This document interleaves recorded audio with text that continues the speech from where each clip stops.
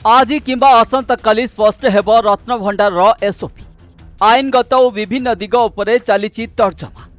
एने सूचना देइछंती आईन मंत्री पृथ्वीराज हरिचंदन। एने कोटी कोटी जगन्नाथ प्रेमी मन में उत्कंठा बढ़िबारे लागिछि।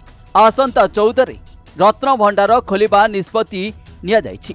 सूचना अनुसार श्रीमंदिर रत्नभंडार खोलिबा को नहीं बढ़ुछि उत्कंठा। विधिवत तारीख घोषणा को लक्ष लक्ष जगन्नाथ प्रेमी अपेक्षा।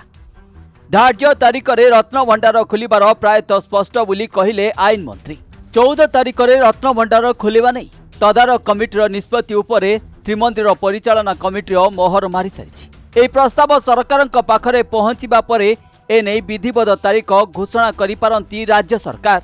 एने सरकारी स्तर में विज्ञप्ति बाहरिबाकु थिबा बेले लक्ष लक्ष जगन्नाथ प्रेमी मन में उत्कंठा बढ़िबारे लागिछि। सरकार एहा उपरे खूब शीघ्र निष्पत्ति राज्यवासी आगे रखा चाहते। एने सूचना देइछंती आईन मंत्री पृथ्वीराज हरिचंदन। से प्रतिक्रिया रखिछंती बड़ ठाकुर तले पड़िबा घटना प्राथमिक पदक्षेप निया जाउछि। एहा परे तदंत चलीछि कार्यानुष्ठान नियाजिबो बोली से कहिछंती। आ रविवार खुली पारे श्रीमंदिर रत्नभंडार। तेबे केमिति खुलिबो रत्नभंडार किए जिबे भितर को से नहीं आज आसीबो एसओपी। ब्यूरो रिपोर्ट प्रतिदिन टीवी।